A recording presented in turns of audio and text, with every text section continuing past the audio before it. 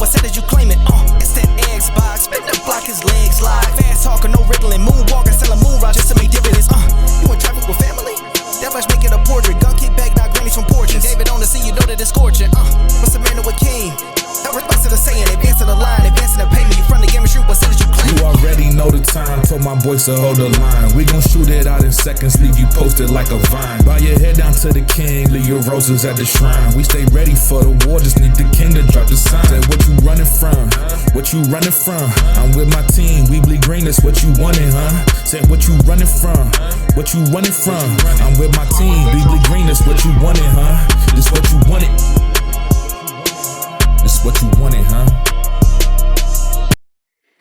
Peace and blessings, and welcome back to Xbox Frontline News with your boy, the King.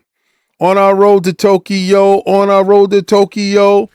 Godzilla knows that we're on our road to Tokyo, as you can see. Yes, I'm wearing my Godzilla shirt today, and I was in full Godzilla mode today as we had to do some NDA stuff. Iron Lords podcast, Xbox Frontline News, Frontline Gaming Streams. We will continue to take this gaming to all new heights. If you didn't get a chance to see Dip Down in Anime and Lord King, David on our collabo, join his Patreon, go check that out. Tomorrow, Iron Lord's turn at the bat will be there. Yo, you see how I dropped down information yesterday? Nobody told you who was making the Xbox handheld.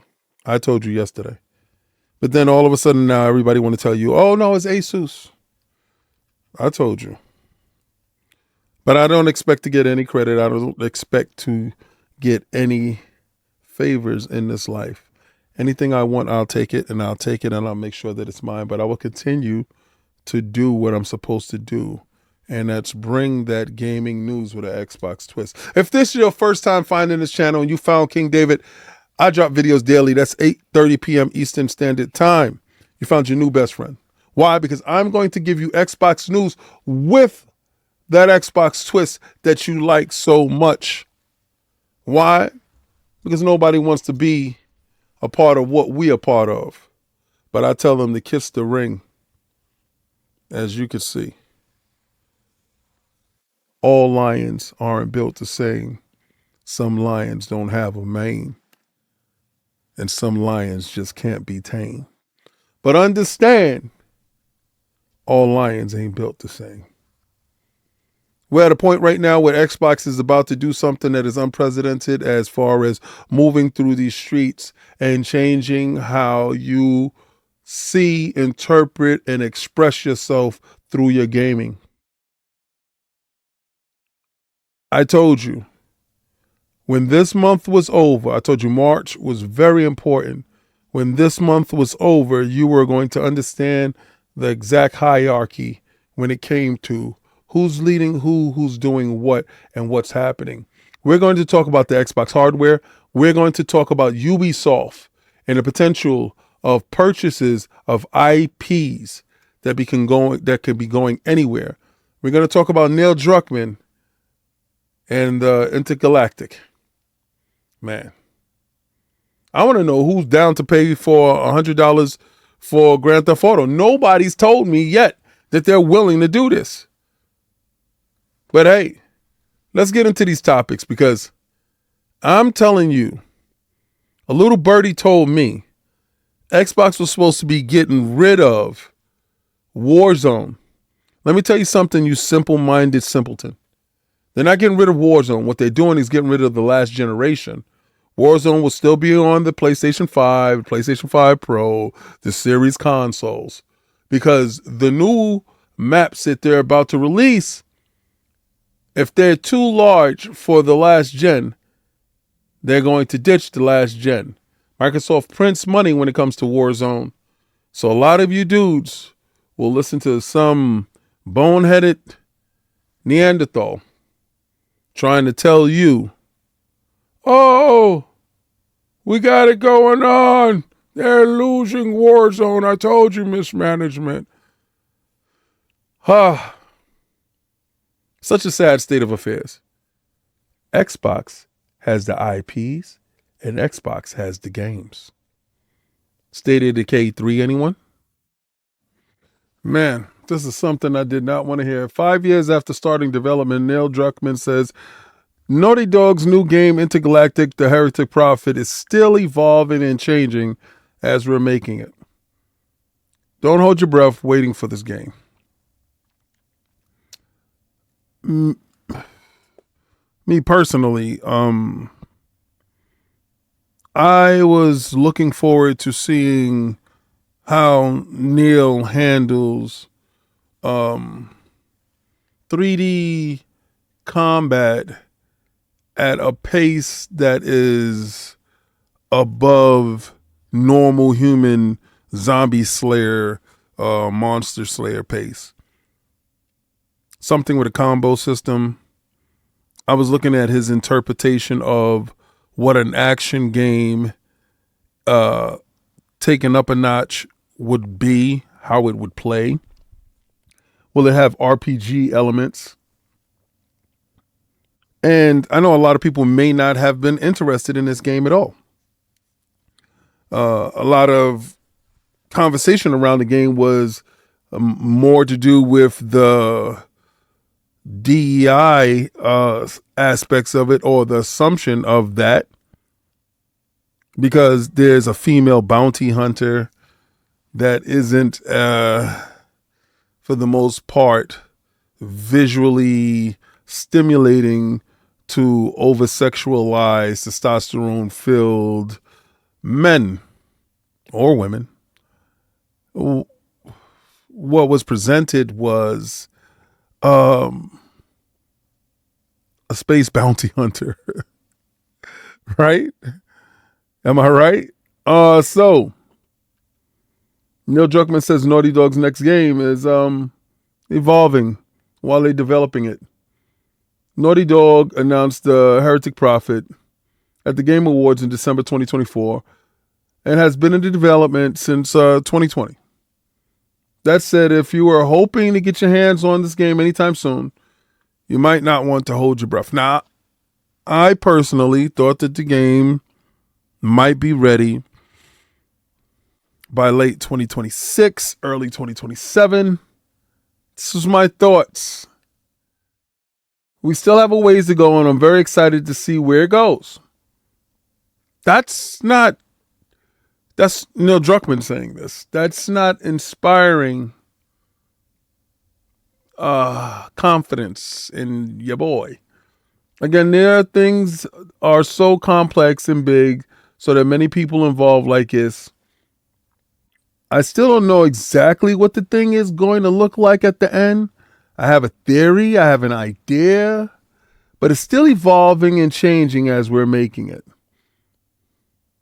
Druckmann words are a little too ambiguous to make any clear-cut call on where the Heretic Prophet is in development.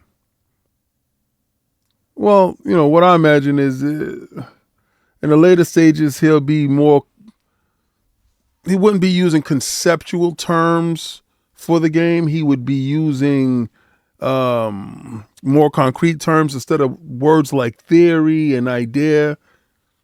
For what is worth, The Last of Us 2 spent 6 years in development from 2014 to 2020. Although it's worth noting that COVID-19 pandemic caused months-long last-minute delays when it came to that game. Despite a generous 4-minute reveal trailer, we still don't know a whole lot about the Heretic Prophet, aside from the fact that it's a sci-fi action game set in roughly 2,000 years in the future. We do also know that it stars a brand new protagonist, a bounty hunter named Jordan, Amon, who finds herself stranded in a dangerous planet that kills anyone who enters it in its orbit and thus cut off from the rest of the universe. That's all we know at the moment. And as a huge Neil Druckmann fan, I personally am looking forward to this game. This might be his magnus opus, with his seminal game being The Last of Us Part 3, which I still believe is good. Here's to mud in your eye, guys. I'm going to take a sip and I'm going to tell you, I hope that this game is still on track to make it out the door good. This thing is getting a whole lot more deadlier, if you will. It's getting to be a whole lot more intriguing, if you will.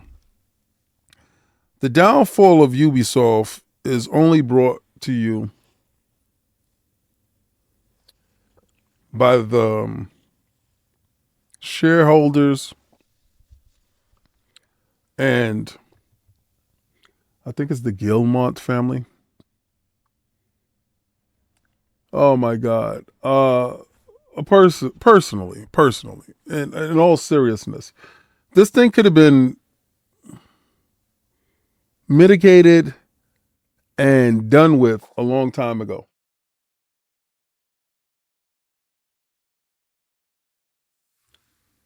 It's been, the shareholders is threatening to sue because they're misleading investors. The majority shareholder, Ubisoft, is attempting to organize a protest outside the company's Paris headquarters, accusing it of failing to disclose discussions with Microsoft, EA, and other publishers reportedly interested in acquiring its franchises. In a statement seen by IGN, CEO of AJ Investments claimed Ubisoft is horribly mismanaged by current management and wants a clear roadmap for recovery. From senior team to addressing declining shareholder value, lackluster operation execution, and failure to adapt efficiently to market trends. Krupa alleged that the Ubisoft has not been transparent about its decisions making, accusing the firm of hiding information, including an Assassin's Creed Mirage DLC partnership with Saudi investment firm Savi Group. The shareholders also pointed to a restrictions article published by a business investment platform, Merge Market, that alleges the discussions between Microsoft, EA, and others are interested in acquiring IPs from Ubisoft management did not inform the public about these steps either, Krupta claimed. Ubisoft issued the following statement to IGN. As we mentioned during our Q3 sales, the review of various transformational, strategic, and capitalistic options is ongoing. The board has established an ad hoc independent committee to oversee the formal and competitive process so as to exact the best value from Ubisoft assets and franchises for all stakeholders. Ubisoft will inform the market of accordance in application regulations if and once transactions materialize. Back in October, Bloomberg reported Ubisoft founding Guillemot family and shareholders Tencent were in discussions to take the company private following a number of high-profile flop game cancellations and the collapse of the company's share price. At the time, the talks were merely exploratory, and Ubisoft told IGN it will inform the market if there were anything that they needed to disclose. For several years now, Ubisoft has seemed to be in a strange, slow downward spiral with a number of high-profile flops, layoffs, studios closure, game cancellations, and delay after delay after delay. Meanwhile, rumors continue to spin about the exact proposals of the board considering, with some media outlets floating the idea that Tencent increasingly reluctant to embrace Ubisoft due to the Guillemot family insistent on retaining a significant amount of control. Tencent says there are few companies big enough and rich enough to spend this cash and needed to save this albatross Ubisoft has grown into. The management position is in the current game, in which should have saved the company and financials. Assassin's Creed's first time On the 18th of July in 2024, Krupa's statement said, on that date, Ubisoft confirmed a full year guidance for the company and for their year release of Assassin's Creed Shadows in November 15, 2024. And just a couple of months later, in September, Ubisoft delayed the game again and revised the guidance schedule, in which they review that move could have been predicted by Ubisoft management. So they're taking it out on Ubisoft's management, saying that Ubisoft's management within itself is mismanaging, lying, and being deceitful when it comes to being transparent to the people that are investing tons of cash. After the third delay, the game will be finally published March 20, 2025. These delays and revived guidances cause severe stock declines, which has harmed mostly retail investors that have limited resources to manage their positions accordingly. This action benefited mainly corporate and industrial investors who were on the buy side for the distressed prices, such as the credit, Goldman Sachs and Morgan Stanley and stuff like that. Believing management did not communicate with shareholders appropriately, AJ Investments is calling on the investors who are frustrated with the prolonged stagnation of Ubisoft stock and performance and a lack of decisive action from the management team to join in protest in May. We're aware that Ubisoft management and CEO have initiated a financial review to potential strategic options advised by the Goldman Sachs and JP Morgan. We expect this review to yield results in the coming months. Now, I fully expect Microsoft to sift through all the IPs Ubisoft does have and look at titles that will most benefit them. Now, remember, smaller titles is cool that they can work with. Larger titles are fantastic as well. Microsoft is not the only company that's involved in these talks and these decisions on what IPs that they will be looking for. Me personally, I would like Microsoft to look into Splinter Cell. Selfishly speaking, I believe Splinter Cell has been far too long removed from the public's eye. I think reintroducing Splinter Cell as a IP for this generation will go a long way into fostering good relations with gamers all across the spectrum. You can lean into the multiplayer aspect of Splinter Cell to also look at games like The Division. I think The Division has cultivated a good fan base. I believe that using The Division and placing that into your service model reoccurring schedule can yield some fruits. Now, I know that one is a little bit, how would you say, a little bit far-fetched, right? Or they can, in conjunction with Ubisoft, manage the Assassin's Creed IP. That will be monumental within itself if the Assassin's Creed IP has seen so much, how would you say it? If Assassin's Creed IP has fallen so much in gamers' eyes, Shadows will tell us where the Assassin's Creed IP truly stands. And if it doesn't reach the lofty expectations that Ubisoft has for it, you can see that title switch hands. Even though it's one of the crowning jewels of Ubisoft, Ubisoft has a ton of IPs that they're able to leverage to get them out of this situation. Me personally, I would like Microsoft to purchase them out entirely, go through the company, find redundancies, remove redundancies from the company, make the company profitable again, it was questions that was asked to me, who's the next purchase that Microsoft should make? I said Ubisoft. I believe in Ubisoft Plus. I believe in Ubisoft IPs that they do have.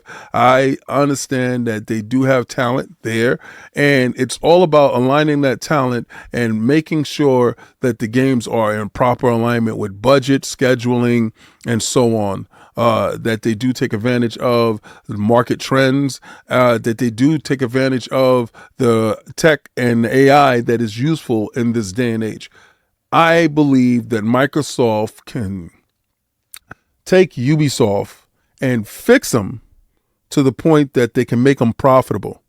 We all know that Microsoft isn't finished. We do know that we're heading into the great IP wars, and this is a war chest of IPs that if purchased, Xbox and Microsoft can further solidify their stranglehold in the marketplace as the premier third-party, first-party console developer in gaming. I believe Microsoft will actually own probably 85% of all of gaming if they were able to purchase Ubisoft and continue operations. That within itself will turn, how can I say it, this small vacuum of a Twitter world on its head. State of Decay 3 is apparently closer to being finished faster than you think.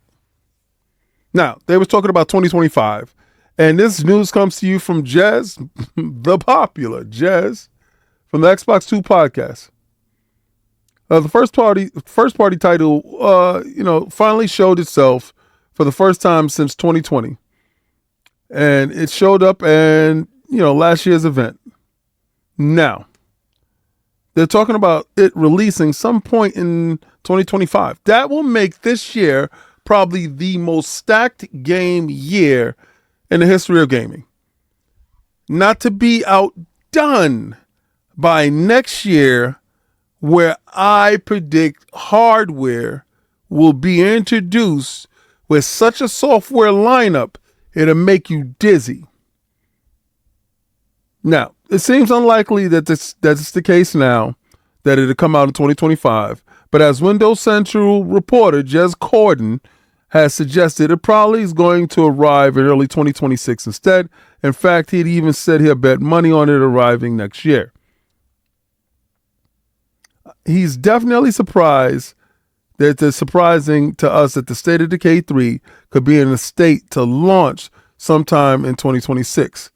They've also really not seen anything near enough from the game to raise this hype level in years. Now, me personally, I understand how they work. They work very quietly. Undead Labs is very cool with how they move. They move in silence until they're ready to strike. And when they're ready to strike, they put everything on the line and all the games come out in great fashion. They do some of the best events. We had a couple of PAX East events with Undead Labs and met a couple of cool developers there. My man Foggy and everybody, they moved on to different projects and stuff.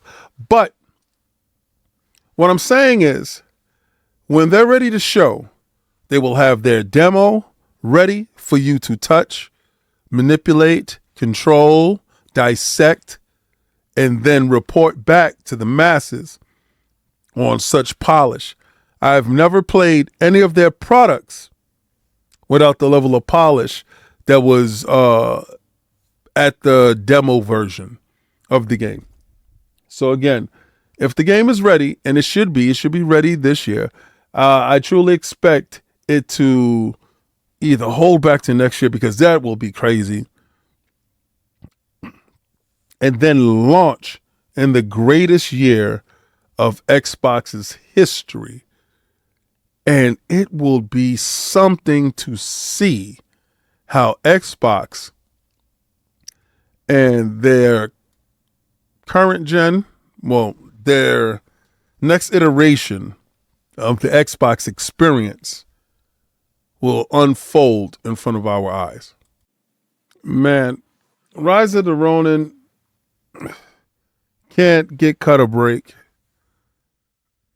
It sucks because conceptual wise, the game had some of the best ingredients for a game. Execution wise, looking like low-end PlayStation 4 graphics, high-end PlayStation 3 graphics, bad performance on base hardware, met with not as well-received reception as you would have hoped for this game.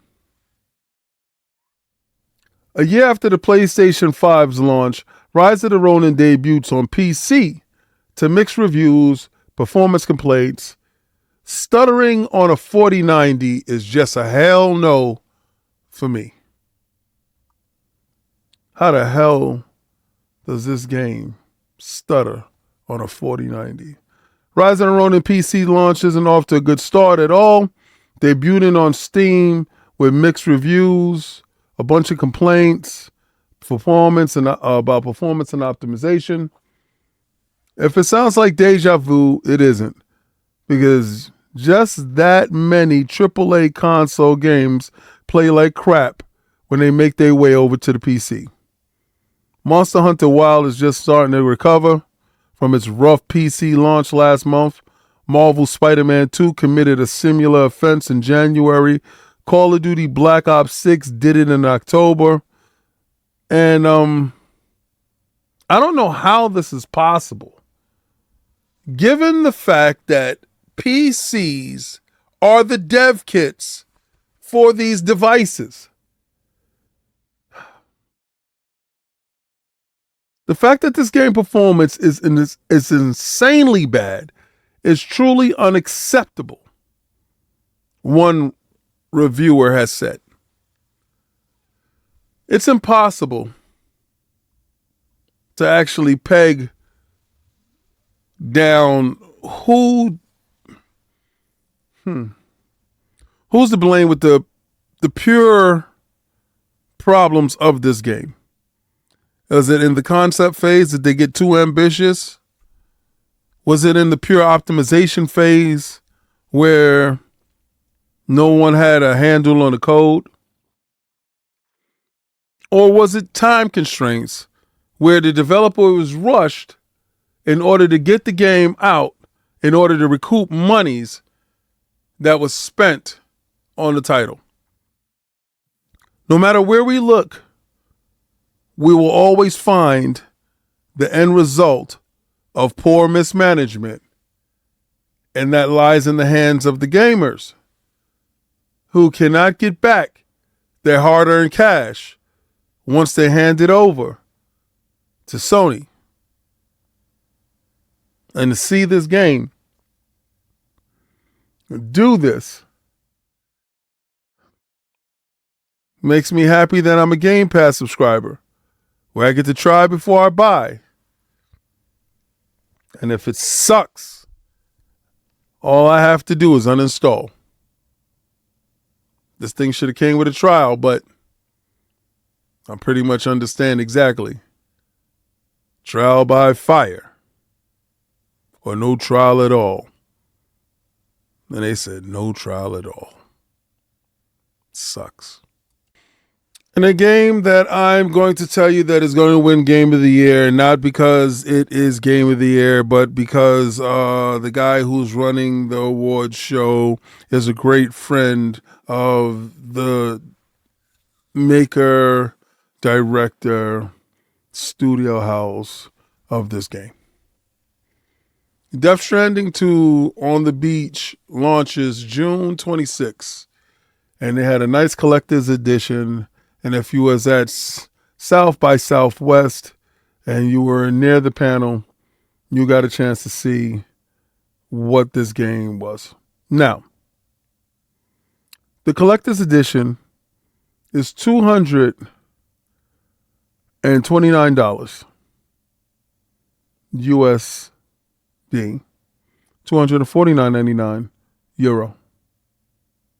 And 31,980 yen. It comes with the full game, a 48-hour early access to the game, a collector's box, a PVC 15-inch Magellan Man statue. I have quotation fingers up. A 3-inch doll man figurine. Letters from Hideki Kojima. In-game items. Machine gun. Level 1, early unlock. Battle skeleton gold. 1, 2, and 3. Boost skeleton gold. 1, 2, and 3. Buka skeleton gold. Level 1, 2, and 3. Quokka patch, Chaka feline patch, and Why Me patch. And they have a collector's edition that has some stuff and digital standard edition. The collector's edition is $79 USD, $89 euro, and 9,980 yen. The digital standard is $69.99 USD and $79.99 euro and 8,980 yen. Death Stranding on the beach. I don't know how many people is going to sit there and tell you how deep Kojima is, and a lot of times you're going to sit there and say to yourself how you understand where he's going with this man, and I understand where Throat Baby is, and you're going to tell me how fake deep you are because I am too dumb to understand where he's going with this. Oh, man. I've been playing Kojima games since Kojima was with Konami. I've been playing everything that Kojima did over at Konami. I was there when he went off the deep end with the Lali Lili Lilo. I've supported him. What I won't do is be a Kojima apologist. What I won't do is be a Kojima evangelist. What I would say is his games talk to a particular crowd. Now, technologically, he's going to get the most graphically out of your console. And kudos to him for pushing the boundaries on the tech that he has in front of him to take that tech to heights that you've never seen. He truly wants to make movies. These little piece of cinema art that he invokes upon you as the gamer, where you have to endure hours upon hours of tedious, mind-numbing cinema without controlling a thing, whereas you game by putting your controller down and paying attention to the dribble that is handing out to you on the screen. And the times you do get the chance to game, it's not anything that's going to tax you as a gamer. Only your reflexes will be in a state of atrophy based off of the fact that your hands were sitting idle for so long. You might have caught cramps and arthritis trying to figure out when is it your turn to game. Now, I see that in this trailer, he has, how can I say, tugged on the heartstrings of many Metal Gear lovers. In a year where Metal Gear Solid 3 Snake Eater is making its triumphant return, we have Death Stranding 2 imposing its will upon the PlayStation fan base. Now, knowing that PlayStation is probably fit the bill for this game should be coming out on the Xbox platform published by either 505 Games or somebody of that nature, Gearbox or whoever. Some third-party publisher that will just take over the rights of publishing while making sure Kojima gets the bag. I believe that this game waits no longer than 6 to 8 months and makes its way over to the Xbox platform, because we do know that Kojima owns the rights to Death Stranding, as Sony financially decided to sell it back to him. I'm not going to tell you that I'm actually going crazy for this, but what I will tell you today live on this show, that this will be Game of the Year. And not Game of the Year for the reasons that you think that it should be Game of the Year, or Game of the Year for the reasons that if anybody does understand or want to believe that they understand or really vibe with this game on any level, those reasons will not carry it to Game of the Year a year within the fact that great games will be and have been launched already. No, this game will and has already been written into the books of Game of the Year by the person who owns and runs the Game Awards. So, today I give you 2026 Game of the Year, Death Stranding 2, On the Beach. Man, what a time to be alive. Well, I want to thank each and every last one of you for making it this far in the video. And this far in the video means that you stuck around. That means that you hit that like. That means that you shared it out. That means that you told somebody. And if you become a member, you help push us further. Live shows on Saturdays, live shows on Fridays, daily shows given to you. Live shows where you could jump into Discord and have a conversation. Fight Night Friday on Frontline Gaming Streams is second to none. If you did not sub to that channel, I suggest you do so ASAP, because that's where we get it on. We're not going to placate your feelings. We're going to put in work. Pause. Now, I want to know, and I still haven't received the information on how many of you guys are willing to pay $100 plus just for the base. The base is $100, $99.99 for Grand Theft Auto. And then plus for the early, for the package, all the other stuff. Pause. Who is out there? Who's doing this? Xbox handheld this year. All of a sudden now, my information comes out, dudes want to rock with that. I'm just saying. I understand. You watch my videos, you get your news. Go ahead. Do you? I know I got some news right now that you guys won't use. Neil Druckmann and Intergalactic. I pray that Intergalactic comes out in a timely fashion, because that means The Last of Us 3 will hit. I think he's consumed. He's being pulled in too many parts all over the place, because you have The Last of Us Season 2 TV show. Maybe that could be an issue. I don't know. But I do want to know, what are the IPs that you think Microsoft should purchase from Ubisoft? Or should they just purchase Ubisoft totally, like I think? I think they should purchase Ubisoft completely. That's just me, as the person that wants to totally dominate the competition. Now, a lot of y'all think the war is over. The war is not over. If you can't kill overtly, you have to kill covertly.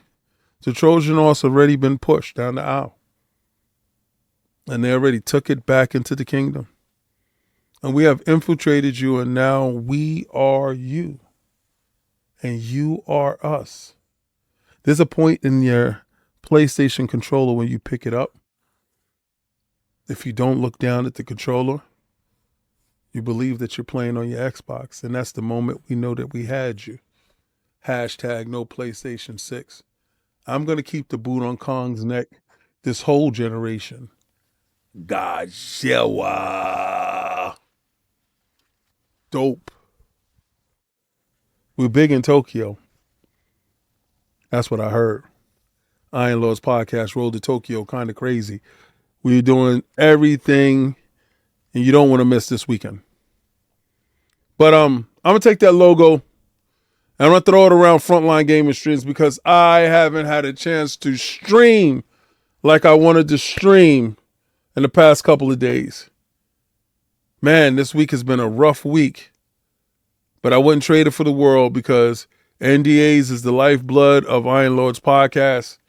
And yeah, we some beta boys. Yeah, we in the backgrounds knowing exactly what's going on. And when I tell you, y'all are not ready for what Microsoft has in store for you, it's a reason why you're a fan of Xbox. And I'm here to tell you, try to play the Game Pass.